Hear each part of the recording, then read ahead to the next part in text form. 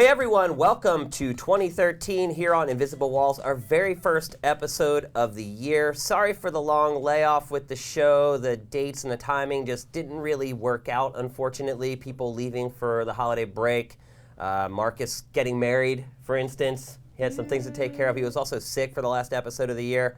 But here we are, back for 2013. It's going to be a great year in video games. I know personally I'm very excited for the things that are going to happen in 2013. In addition to a ton of amazing games that are coming out in the early part of the year, end of the year, it's looking like we're going to get some new consoles. Always one of the biggest years in the industry when new consoles come out. It's going to be awesome. Glad that you guys are going to be along for the ride with us this year here at GT. Before we get into the show, a couple things we want to mention. Our ultimate game preview for 2013 will be kicking off today. In fact, by now, the very first entry in the series should be live on the site. It's being cut right now. Might be a little shaky as far as whether it's up right now, but it will be up by the end of the day on Friday. And then we'll be rolling out new videos every day for the next 10 to 11 days or so. We'll go genre by genre. Our first one is fighting games, and then other genres will follow. At the end, we'll do our annual top 10 most anticipated games of 2013. And most importantly, just like last year, we're going to give you guys a chance to vote for your top 10 most anticipated games of the year, and we'll create a special GT countdown of your picks. So make sure you check that out. Should be easy to find on the homepage right now. There's a hub. Should be easy to find the poll as well where you guys can vote. Let's do this. It's going to be fun. Also, before we move on, want to mention that our review for Devil May Cry, DMC Devil May Cry, will be live on Monday. Ryan, do you know the exact time that review is going up? No. No? I think it's pretty early in the morning on Monday, so make sure you check out GT on Monday morning or Monday afternoon. Obviously, that's been a very polarizing game throughout its development cycle. For stupid reasons. Yeah, for silly reasons, at least I think. But I think you guys might be pleasantly surprised by this game. So make sure you check out the review on Monday. And with that, let's get into Invisible Walls in 2013. The first thing we're going to talk about today is what we've been doing for the past month. Obviously, the holidays for us in particular is a good chance for us to catch up on things that maybe we couldn't have played because we had different assignments. Marcus, how were your holidays? Congratulations on your marriage, by the way. Thank you very much, and thank you to everybody who posted nice things. I appreciate it. Married life has not killed me. Yet. In fact, it's going great. I'm very happy. I actually had a very nice surprise from Nintendo about 4 days before Christmas when they dropped the Wii U on me. Nice. So I got it, it only took me 45 minutes, to be fair, to update. It Really? only took 45 minutes to update over Wow. Wi-Fi. So either they've got their system together and they've got more service on board, or maybe it's a case of, just less traffic around the Christmas season, or that before Christmas. Got to play some Mario, got to play some Zombie U. I got to say, loved Mario. I mean, it's just, you can't. It's hard to hate Mario, right? You're an absolute wanker if you hate Mario. I mean, I would still love to see a 3D one that really pushes the Wii U to its limit. Really looks good, though. It looks and plays. It plays really well. And I played around with the tablet. I went and sat in the loo and had a crap while playing Mario, which is fantastic, and it worked fine. Now, do you agree with us that maybe you enjoy that ability to play away from your TV more than you thought you would beforehand? I have found that even when the TV's in the same room, I'm looking down at the pad more and more. I'm lucky I've got my own dedicated games room, so nobody can never come and mess with my TV. But even though I have like a 40-inch TV in front of me, I'm still looking down at the pad. Yeah. Got to play some Zombie U, which that's kind of a polarizing game as well. Freaking game. I'm digging. I mean, it's right up my alley anyway. Yeah. So I really, really dug that. I mean, there are a slew of games I got sent that I haven't really had a chance to explore yet because the Steam sale was on as well. Right. So amazing sale, by the way. Yeah, I went a little bit bananas and. How much did you spend? Actually, I only spent probably about $80. Oh wow, that's less than I thought. But I got like 200,000 games. So I mean, I've got those to go through as well. I tried to finish Far Cry 3, which I couldn't because, like I said, the Wii U was coming along as well. But I mean, I just had it was a good chill Christmas. I mean, I didn't play games every day. I mean, actually, being married, you're expected now to go off and do things like, let's go to dinner, let's go shopping. I need to go buy pillows. So yes, I mean, I'd love to see Marcus in Bed Bath & Beyond. Yeah, actually, it wasn't Bed Bath & Beyond. It was Crate and Barrel. Yeah, same thing. Yes, but hey, you got to carry the bags. But no, I just had a chill Christmas, to be honest with you. And I think honestly, not playing games every day has made me appreciate the games more. And I think that's one of the things that people, especially in this industry, we need to do is sort of like take a step back, take a day, a week, whatever, just to not play games and get on with the rest of our lives. Yeah. And see what else is going on out in the world. Saw a lot of movies. And, then I come back and I'm like, yeah, I started playing Devil May Cry yesterday. I got a review copy. And dude, I know we're embargoed till Monday, but I can't wait to talk about it next week. Because I dropped it in, new Xbox game, great. And I spent all day playing that yesterday. Yep, definitely we'll be talking about that on the show next week. Miguel has been reviewing it for us, so he'll be on here next week to chat about that as well. Sounds like you had a good holiday, though. Oh, I had a great holiday, apart from getting the flu. Yeah. Chris, what about you? I actually stayed indoors most of the time and played Borderlands 2. Wanted to see what the end game was all about because I heard not many people have really dug deep into that, especially around the office. So I was like, okay, I'll give this a shot. Didn't you go to the North Pole or something for Christmas? Yeah, I went to Portland. It's freezing. It actually Same snowed. thing, yeah. Actually, yeah, it was. I didn't want to go outdoors at all. I was just nope, too cold. Actually, I think I've acclimated to the LA weather, and now going back home, I'm just like. It's hard, isn't it? Yeah. Is it like SNL? Is it like Portlandia rather, where all the women look like that guy from SNL? Perfectly, yeah. Yeah? Exactly. Wow. Yeah. Yeah. I mean, visited old friends, and we did whip out the Wii U, and we all played. Whipped out the Wii. Whipped out the Wii U, and had some fun with that. What did your friends think of it? Had they bought it? Yeah. Okay. And no, I mean it's always good. It's always good for group gatherings. Yeah. That's just like the Wii was as well. Yeah, I mean I think that's one of the biggest strengths of the Wii U is local multiplayer. Yeah. Especially because of the asymmetric, because you can't do that on the other anything else. Sure, you can do it on PC asymmetric, Left 4 Dead, but that's other side of the world kind of stuff. Yeah. It was fun. I had a blast visiting Portland, and now we're back into the swing of things. Ryan. I went to a colder place in Portland. I went to Michigan. That's a lie. There's no such thing. I'll fight you. I'll duel you for your Yeah, epic guns. Cold duel. So I was there. I didn't get to play a lot of games while I was out there because I was at my grandparents' house, but brought my iPad. And I now have a ton of princess games on my iPad for my 2.5-year-old cousin, who is a girl. My iPad also has a lot of boogers on it now because little kids like to pick their nose a lot. And usually they eat it. No, they put it on your iPad. Then when I came back to Los Angeles, there was a leaking pipe, and my landlord came and obliterated my living room, so I didn't really have Happy access holidays. to my television. But I did play the secret game of the year because it was released on December 31st, which is a really kind of a sneaky move. But I played this crazy text adventure game called Counterfeit Monkey. And I won't go into too much detail, but your main item in this game is a letter remover. So I'll just ruin the first puzzle. There's a locked door, and you're next to a museum, and in the museum there's an ancient codex. So you switch your letter remover to the letter X, and you shoot the codex. The X evaporates, and the codex becomes a code, and it's the code to the door. And then later on there's anagram paddles and homonym paddles and anagram guns, and it gets so crazy, and it's in this really well fleshed out world. I sunk a ton of time into this sort of zero graphics old school game, and had a great time with it. Wait but to now raise the cerebral bar. Borderlands, the Wii U, and now it's Text adventure. Codex, text Yes, adventure. I was wearing my smoking jacket and Your pipe. yes, reading Kant. But finally, I think today my living room will be put back in place, so hopefully I can have access to my TV and whatnot. That sucks. You kind of lost all your catch-up time there. Yeah, but I was doing I saw a bunch of movies, saw some other things, so it kind of was like a vacation and a vacation from games to a degree, in some ways. But yeah, man, I wanted that backlog slaughtered, and it did not happen. Yeah, I'm like Marcus, actually. I usually use the holidays to kind of step away from kind of everything, really. I don't really get on Twitter much. I don't go on any of the social media stuff. I don't really go to game websites. You barely respond to your texts. Yeah, I mean, honestly, yeah, I do kind of check out over the holidays because during the year, it just feels like I'm just constantly inundated with some type of communication or some type of electronic interaction. But I did get a Vita for Christmas. Finally, I'm a PlayStation Vita owner. And I have to say, after having it now for about a month and a half and traveling a ton with it, because I got it at Christmas and continue to travel after that, I totally understand the plight of the Vita owner. It is really, really tough to find something compelling to play on that thing. Do you get Super Stardust Delta?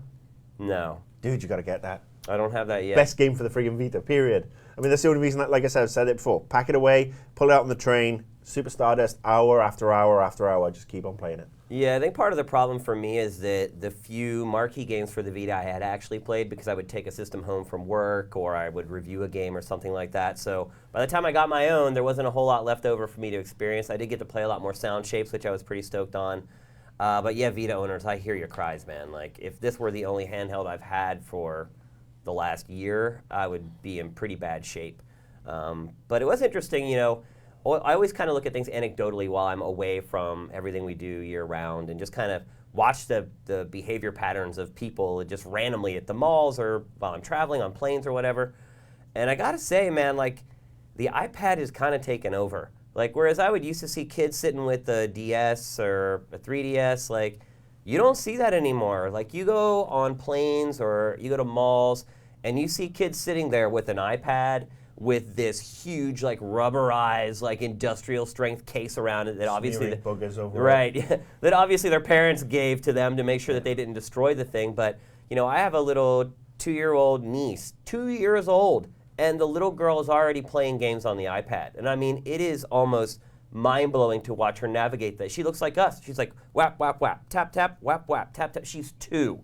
She can barely. I've seen kids under 1. She can barely form slapping it. sentences, and she is playing iPad games. So I think that's one thing that was maybe a little discouraging to me over the holidays, was seeing that the iPad kind of has taken over that space of that I've got 5 minutes to play a game. They're not pulling out the 3DS anymore or the Vita. They're pulling out the iPad. Well, that's a better battery life. Yeah, Oh, yeah? Both of them. It's also, I mean, it is a different kind of game they're playing. I mean, I could, you know, I did the special with Pac over Christmas, where we sat on his boat and drank and talked, and you know, Sat on his boat. Yeah, I mean, literally, we were on his boat and drinking. But you know, one of the things that came up, if Nintendo and Sony and Microsoft actually started putting some of their IPs in perhaps lesser form on the iPad, they would make an absolute fortune. And I think, unfortunately, Nintendo just did it. They put the Pokédex. Pokédex on. Yeah, but that's the Pokédex. It's not Yeah, it's like not a even a full-on game. game, is it? But Sure, yeah, I bang. think we, you know, we can probably Baby steps. see that. I mean, outside of Japan, the handhelds are going to go the way of the dodo, and that's just the way of the technology, unfortunately. But the other thing I noticed too is that it's not just about the iPad anymore. Like, I ran into so many people that just had tablets. Yeah. I mean, most of them were iPads or iPad minis, but also, I mean, you see like Kindle Fires and stuff like that everywhere. Like, My mum has a Kindle Fire now. Yeah, My I mean- mum hates technology. She loves. Yeah, it's crazy. I mean, the tablets, to me, it just seems like it's totally taking over. And, you know, I wouldn't mind that, honestly, if it had a decent way to control the games and they weren't all the frickin' same. It's like, Well, this is the interesting thing. Obviously, CES is going on this week, and the Razer gaming tablet has won awards again this week. Fiona. And I'm actually getting access to one in a couple of weeks, so I'm going to bring it in. yeah. So that we can all have a play, because it's not only is it a tablet. I mean, it's expensive at $1,200, but it's a tablet. It's a gaming PC as well with a keyboard. I think that is going to be a lot of fun to mess around with, and there won't be any Pokédexes on there. Just Borderlands 2. Yep. So it looks like everybody had a decent holiday. I hope all of you guys as well got a chance to play a ton of games while you're out of school or out of work or whatever. But overall, I think we all had a decent break, and we're all refreshed and ready to rock. Hooah! It has come to our attention that the Hong Kong underworld is in possession of an unknown alien device. So this does seem a little bit silly at this point in the game. Our Game of the Year awards are kind of long in the rearview mirror, but we have not taken the time to talk about them here on Invisible Walls. So we're going to discuss them briefly. We're going to talk about some of the bigger awards, maybe some of the more controversial ones. Let's start with our Game of the Year, XCOM Enemy Unknown. Maybe a little bit of a surprise. We brought Miguel onto the show to talk about the game with us.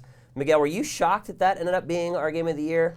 You know, frankly, I was. I mean, I don't know how deep into the sausage making we want to get, but most of it is based on votes. Yeah. And Yeah, we- so to set it up, I guess I should say how we kind of select these. Generally go to each category. Everyone kind of has a chance to make a case for whatever game they feel like should win that award. We take plenty of time for everyone to state their case. There's a lot of debate that goes back and forth. And if we can't come to a general consensus or it seems like it's really close, We do a straight up vote where everyone's vote on the editorial team counts the same. And honestly, whoever wins that vote wins the award. Now, in this case, this one was pretty close. I think it won by, if I remember correctly, 2 votes versus the next closest game. It's a blind vote too, so we It's don't blind. really, yeah. So these guys have to put their heads down. They can't see how everybody else is voting because that could influence how they vote. So honestly, after all the discussions were over, weak-willed. heads down, and everybody votes for whatever game they feel like should win it. XCOM, I think a lot of it was built upon the strength of its single-player campaign. I think once we decided what the best single-player campaign was, and that argument was fought by Justin Spear, and he did a great job of making an argument for XCOM. I think once we decided that, then the Game of the Year stuff kind of started falling into place a little bit more. Yeah, but ultimately, when it comes to these votes, like, you don't really know until, you know, the ballots are cast. Yeah. And yeah, when it was announced that this was it, I was frankly surprised, you know, because I mean, I wasn't necessarily beating on the cage too much, but I always, you know, and I think I was pretty straight up about the fact that it was my personal game of the year. Yeah. And I was surprised at how that shook down because there were some pretty outspoken proponents of other games. I think what I would say about this year is that, or last year rather, is that there was no standout game. And in fact, when we did the vote for that, I never even voted. Because I honestly, even at this point, I don't even know that I have a game of the year. I enjoyed a ton of games a lot, but usually every year there's this one game that really stands out for me. That never happened in 2012. So, well, it's because, you know, the generation is kind of beyond peaked, and it's not usually at the end you kind of get people kind of pushing the systems or doing more interesting ideas, but with game production being so expensive, people are kind of playing it safe for the most part. And I think that's one reason XCOM stands out is there are always strategy games, but XCOM is, I say this every time, but XCOM is simultaneously deep but also accessible. Yeah. And fun, most importantly. And you don't really, I mean, it definitely, Riveting. it's on the PC, but I mean, you don't see anything like this on the consoles once in a blue moon. Handled very so well on the consoles. It actually did feel a little more fresh. And like, I know we talked about this before, but even though it does feel like a PC game, it played very well on the consoles. Yeah. Yeah, in fact, I mean, little kinks that I had controlling it on the PC just weren't there on the console. To the extent where, like, if I'm going to play, if I'm going to do another playthrough, I am going to do it on the PC, but I'm going to plug in a controller. It actually plays very well. It plays as well with the controller. Because I mean, I agree with you. I mean, I've got no problems. I mean, I do have some. I mean, I'm not involved in your game of the year. I did my own game of the year. My own personal game of the year was Far Cry 3, which I've been harping on for months, with Dishonored coming in second place.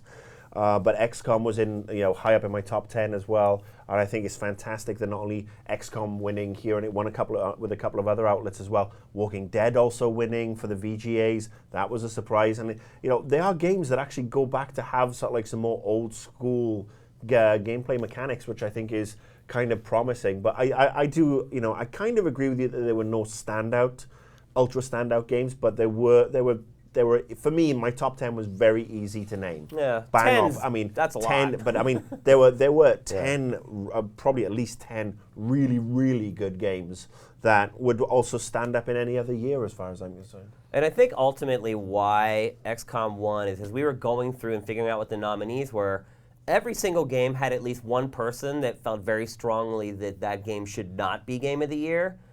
But with XCOM, everybody agreed. It was awesome. I loved it. There was not one person that stood up and said, there's no way that game deserves it. And I think that's kind of how things shook out to end up the way they did. And I think another one, too, was we got a lot of comments from people saying, what the hell happened with Borderlands? Well, first of all, we put Borderlands in RPG and not shooter. So a lot of people are saying, why wasn't that your shooter of the year? Well, that ended up in the RPG category. And there maybe the competition was a little more stiff than it may have been in the shooter category. What was the shooter winner? Our winner was Black Ops 2. So was Far Cry up for consideration, or was it too late? It was, yeah. It was up. Really? Yeah. Okay, so yeah. I mean, obviously I played, Black Ops, and I did enjoy it. I thought it was certainly one of the better Call of Duties over the last couple of years.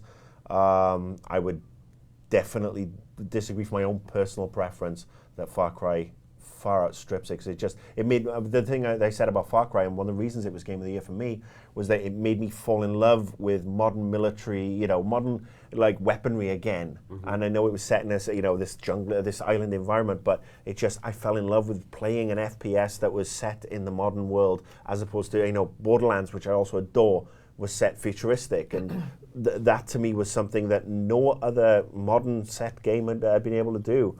I think our argument against that game is that we love the campaign, but after that, that was pretty much it. We felt like the multiplayer and co-op modes were throwaway.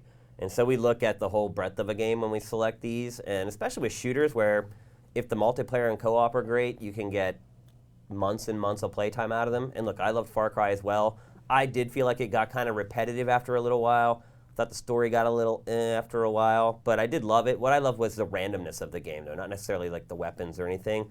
I just loved how crazy stuff just happened out of nowhere because of the wildlife generally. Yeah. And that was the element of that game I really liked, but we felt like the more complete game was Black Ops 2. And I can understand look at the multiplayer and the co-op and everything, because I mean, for me, multiplayer and co-op they're no longer big deals for me. Yeah, if you don't play them, then I'm so over that. But I mean, just the fact that the first time I thought I'd unlocked everything I need to unlock in one section, I realized I haven't scrolled out the map yet, and then I scroll it out, and it's like, holy shit!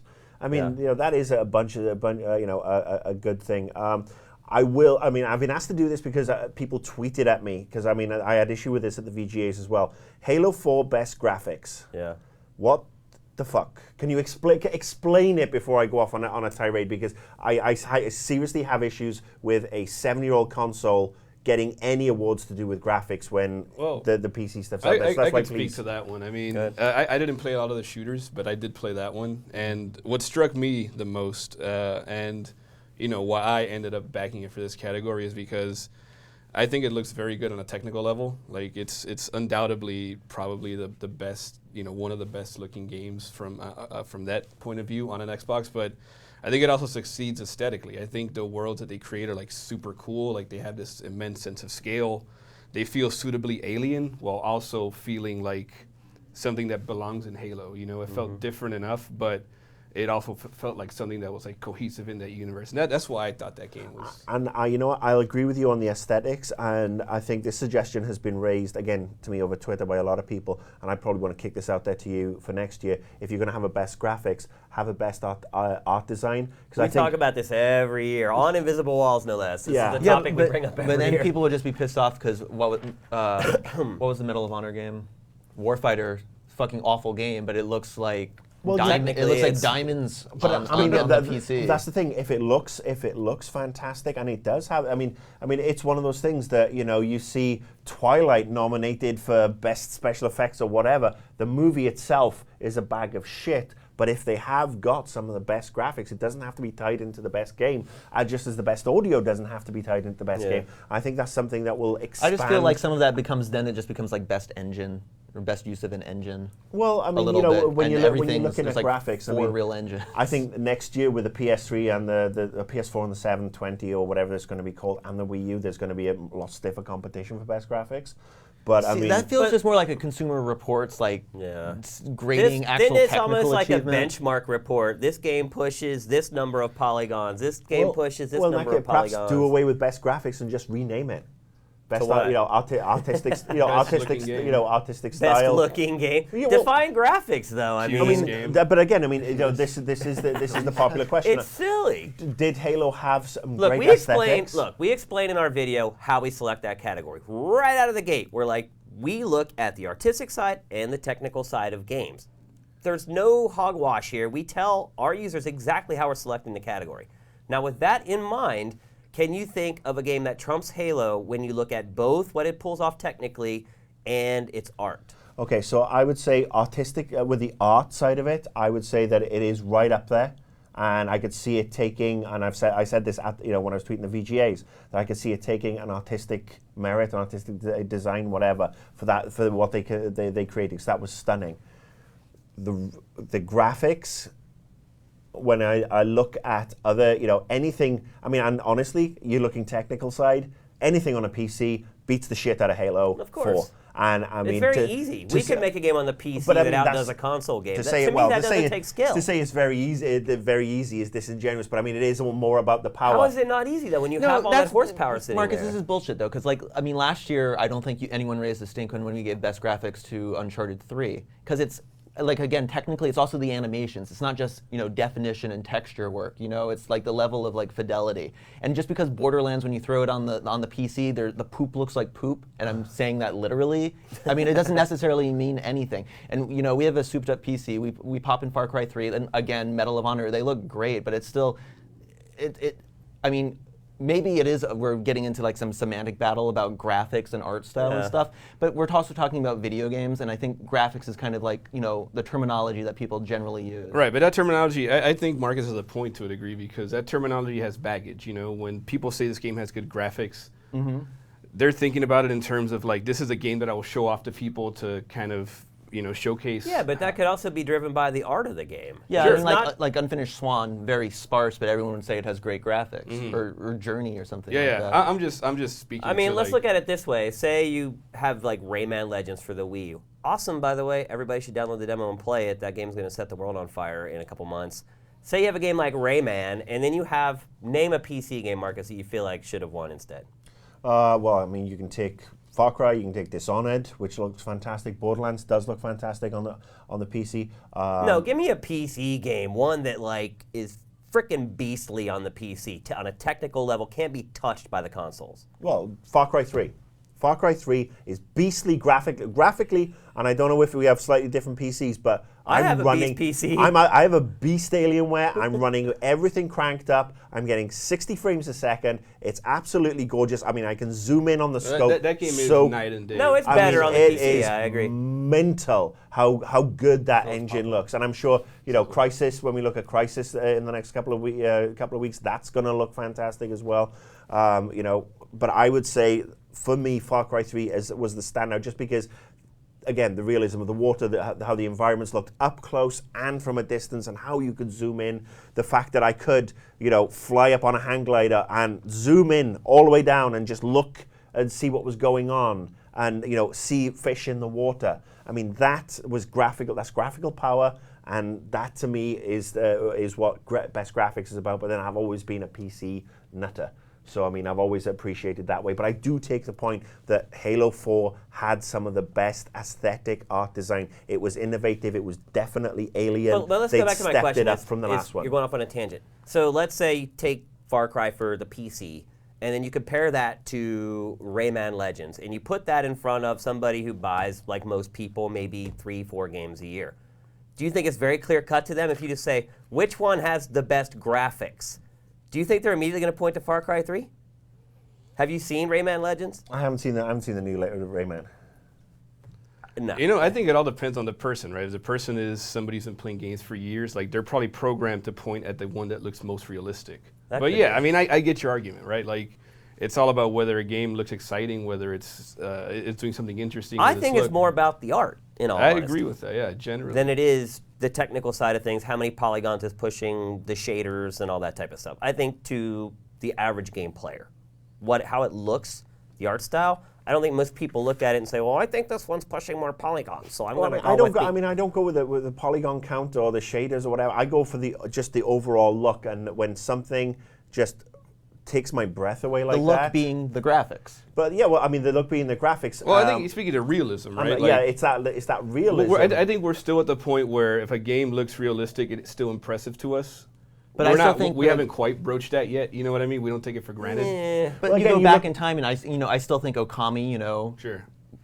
Great looking game. Grab the spotlight in 06 Oh, yeah, versus yeah. what else ever came look out at my background. I mean, my background has been the shooters, where perhaps I do have this unconscious appreciation of the draw distances and stuff like that, and that level of realism, because I mean that's something that I've always associated with PC shooters in particular. So I mean, like I said, I could see the Halo 4 thing. I would say that if you put them side by side, it would actually be interesting to see whether people went with the aesthetic, non-gamers or whatever, or went with a more realistic. Because Halo 4 has got some really and great Halo art 4 design. is actually also a huge technical, because we don't they ignore do some technical. really cool stuff in that game. It's a huge technical step up even. on the 360. on a very old console. But again, I would still argue that, for example, Far Cry 3 best sit in the pure But then Medal of Honor destroys Far Cry 3. It does. On a Well, I haven't. technical level. And you know what? And if it does that, then Medal of Honor. You know, I'm not going to say. You know, I haven't played Medal of No, Honor. I'm just saying, but I will say that's why it we're deserves- that incorporating case everything. needs To be go back made to the for it. original thing, that's why we are not splitting it into 2 categories. And we There incorporated are also into so both. many X factors here, like Well,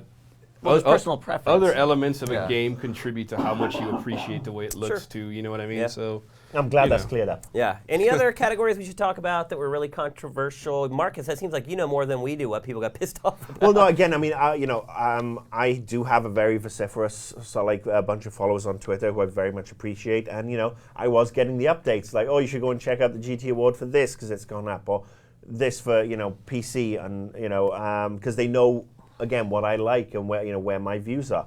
And I mean, the difference is that the GT Awards are voted on by several different people who all sit in a room and argue everything back and forth. The only person I argue with for my awards Your is wife. me. No, I just argue with me, and I was like, all right, these are my favorite games of the year. And it's obviously it's always subjective, and Yeah. so All right. Good Well, job, anyway, then. those are our Game of the Year awards. Our Game of the Year awards, GameTrailers Game of the Year awards. Those are the games that we think. We're not saying what you think. We're not saying this is what we think, so this is what you think. It's totally fine if you have your own opinion. As an editorial staff, these are the games that we selected. On that note, we do want to thank you guys for watching the awards. Once again, they were a huge success as far as views are concerned, so we definitely appreciate it. And with that, we'll move on.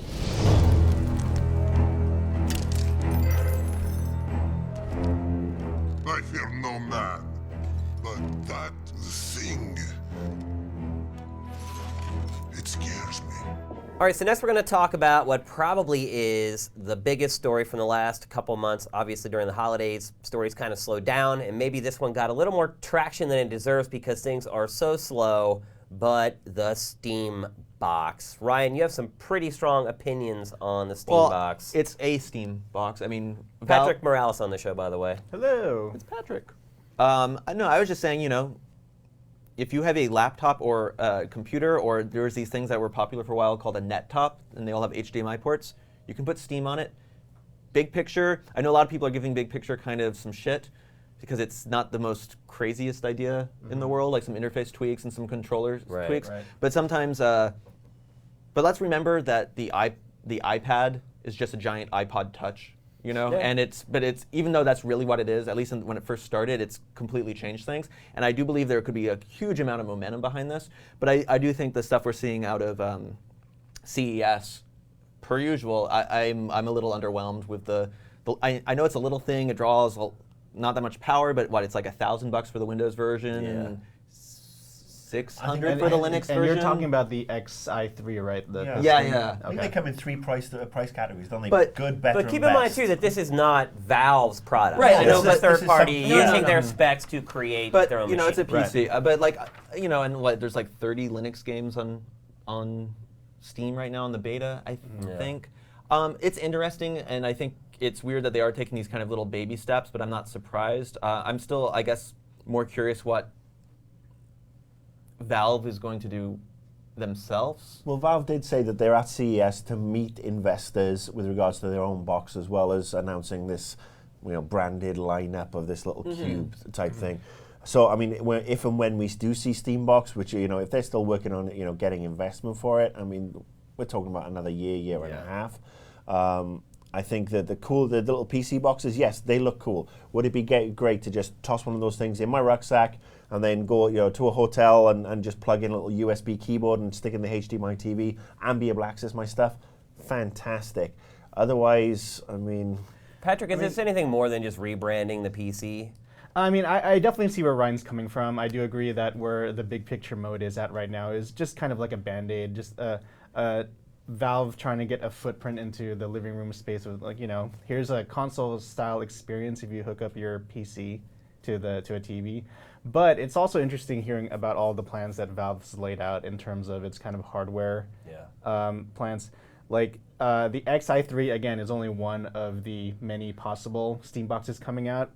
The way that Gabe Newell outlined it in an interview online, he said that we want to provide a number of different avenues for people to have Valve in their living room, where it'll be good, better, and best.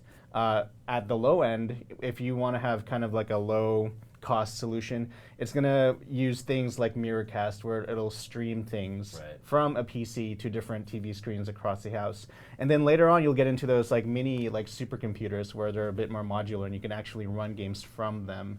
So I think it's interesting how he's doing that. And also, I liked hearing about his plans in terms of the controller too, because it'll work with any controller, right? Yeah, you can use USB controllers, like whatever you already have with you. But also, he's talking a lot about, there's an interview question where it was like, what do you think about all this new crop of, motion gaming and stuff like that? What he's more interested in is, rather than providing something like you'd see on the Kinect or something you'd see on the Wii U, or the Wii rather, you would see something that takes into consideration biometric data, like maybe voice or like fingerprints or like, just things like that, which might not have to do necessarily with motion, but something that interfaces more with like a human response. So that interested me too.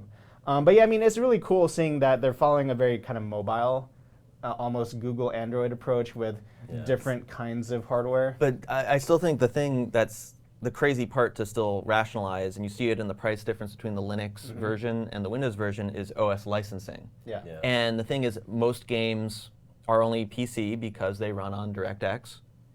And we've seen Microsoft, I know with Microsoft 8 and the Surface, and back on the Dreamcast, remember people were licensing Windows CE to run their stuff as like a wrapper. But the thing is, a DirectX wrapper for a video game is called the Xbox 360 right now, So the idea with the 720 right around the corner. Yeah. But the idea of like, and the thing is, it doesn't matter if you're Dell or HP or name another PC manufacturer. I don't know. Origin. You are paying Microsoft. You don't get a price break. You don't get a huge price break, no matter how many of these OEM OS licenses you're ordering. I mean, you're paying a little less than if you go to Best Buy and buy it off the shelf. But the question is like, where is Microsoft going to be in this? And there's a reason there's only 30 games on Linux and like 10% of the games are on OS Well, 10. Microsoft is probably going to be left out in the cold, which is probably why Phil Harrison this week said that Valve's got an uphill climb to try to make this a success. And there are DirectX like emulators and wrappers and stuff, but I like you can do as much as you want with the hardware. But when you have so many people using these licensed stuff, and maybe through stuff like Unreal or Unity or any of these other licenses that are coming out, and I've heard rumors that Valve is working on Steam 2.0, not Steam, sorry, Source 2.0, and that could maybe be something.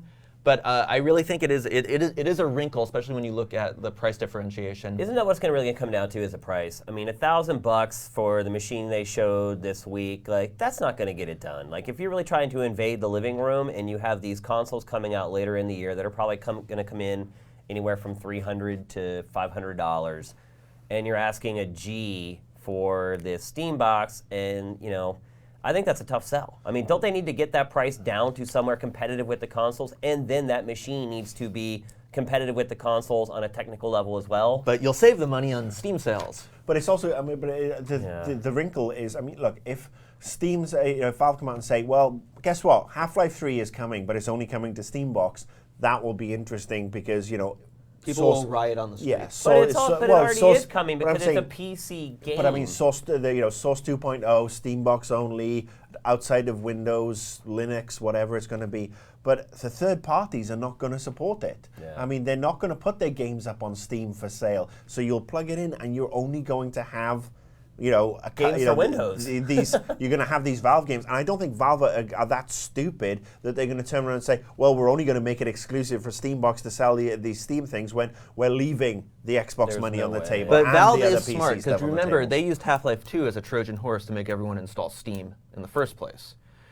But yeah, I mean, making something exclusive. Yeah, so I'm saying they're not that stupid to go but off there and is leave that money there is behind. something there. But I mean, with the fact that there's going to be multiple hardware iterations and stuff, I'm still curious if like I don't know. There was a brief time in the '90s when Apple let people make clone Apple computers, and then they reeled it in when they were getting themselves trounced by their licensees.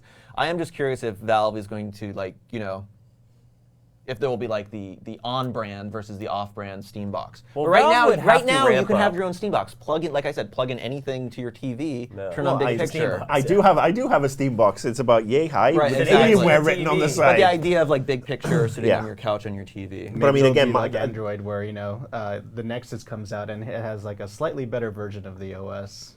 I mean, does Valve even have the wherewithal to, one, ramp up its own internal game development so that it's supporting its console like a Nintendo or a Sony or a Microsoft would? Because if you can't count on that third-party support, then all of a sudden it's all on you to make sure that you're making compelling exclusive games for this. I mean, at this point, if that's Valve's plan, they should already be buying, creating new studios. Maybe they are, and we don't know about it. Well, they'll have the third-party support of the smaller guys easily. I mean, Yeah. those people The live and indies. die on Steam. But yeah, I mean, like EA's already like moved off because of what's the stupid thing called Origin? Yeah, but Ubisoft have got Uplay. I mean, and I think that's going to be the interesting thing. I mean, maybe it's going to be is it going to be a case of you may if you make it if you want a game to go onto Steam in general for the PC, then you have to make a Steambox version as well. Which That's a tough that ask. that might be a real disaster for That's PC a deal gaming after the breaker, yeah. banner year we had. But look, I don't think Gabe Newell or Gary Newell as he was called. I don't think he's not a dumb guy. They are very smart there,